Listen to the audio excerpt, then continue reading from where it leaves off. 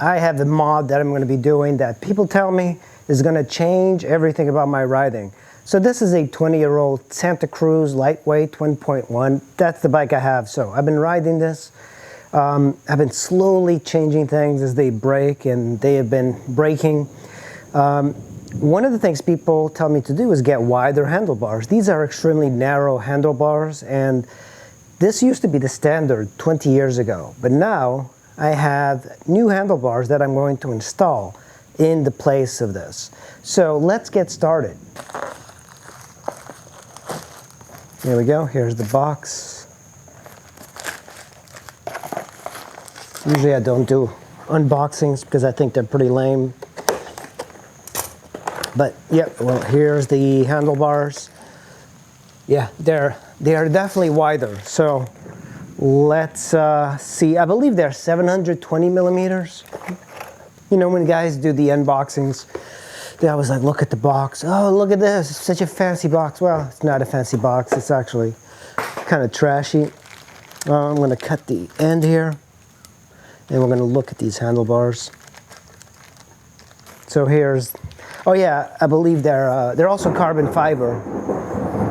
That was the reason I bought these, just the carbon fiber.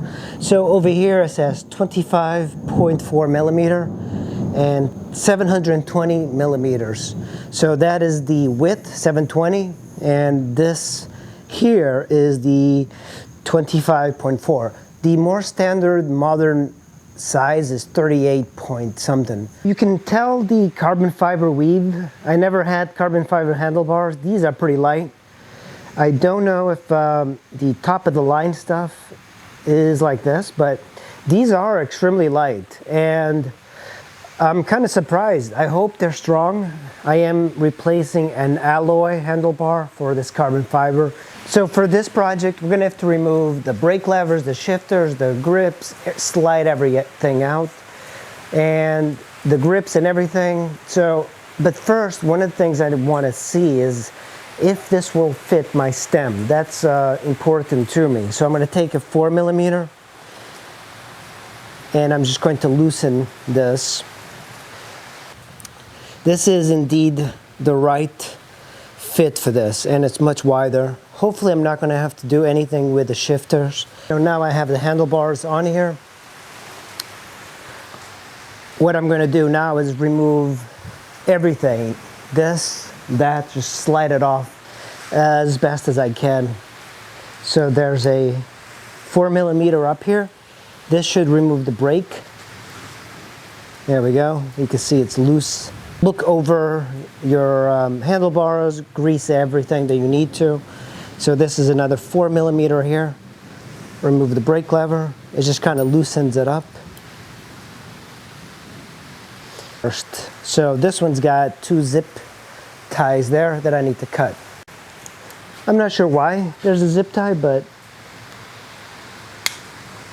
should be easy enough to remove this. And I will be reusing these. So here's another one on this side. I should get new grips. They're not very expensive. So if you use WD-40 and you just kind of like put this there, just kind of cram this inside, you can pry it off much easier. And actually I'm going to remove the end cap. Forgot about that. So here's this end cap here. We just have to remove it. It might be kind of stuck, but there we go. So that's the end cap.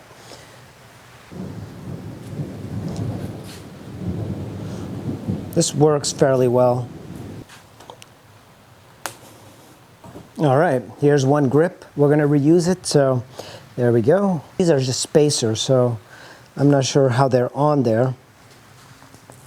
Yeah, I think they're just moving. So these are spacers in between the brake lever and the grip. And let's see if I can... Ooh, this does pull out my cable. So I might have to pull out my brake cable to remove this. There we go. So that's my brake cable for the front, or the front, And here comes the brake lever. I'm going to clean these. 6mm here. Remove this. Hopefully I don't have to remove the shifter. So you just have to loosen it. There we go. So we don't have to remove the cable or anything, which is good. Okay, so now the right side, we're going to do the exact same thing. Loosen the brake lever, 4mm, 6mm. The grip zip tie, which I don't know if that's a normal thing, but the previous owner did various things that I don't know much about, but there we go. Zip tie, it might actually be a good idea. So now we just have to slide the grip back, and this part took me a while to do on the other side. So a little oil, or WD-40, which is like a penetrating sort of oil. Just kind of cram a thin screwdriver. Mine is a little bit big. There we go. And it should pop out. There we go. It's very dirty. Some fluid here. Just kind of stretch it out. If you're having an issue, you could also use a heat gun or a hair dryer. There we go. I think it felt like it separated, so there we go. It's rotating. So now at this point, it just all about pushing it back, and look at that, sliding out. You do get kind of dirty with these things, so there we go. Look at that, beautiful. That was actually easier than before.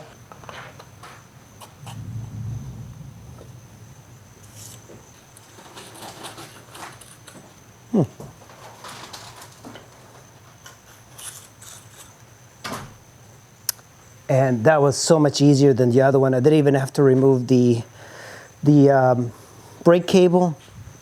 So I'm just gonna wipe this out. There's really nothing wrong with these handlebars. This is actually a very good quality handlebar pro taper. I recognize this brand from various motorcycles that I've had. But when you look at this is so much nicer, so much lighter. It is Chinese, but that's the way of the world. So when you look at this, you should be able to tell the difference. That's the length of it, and it's a little bit of a rise as well. I actually wanted more of a rise, but it's very similar. It's actually almost the same as the one I have.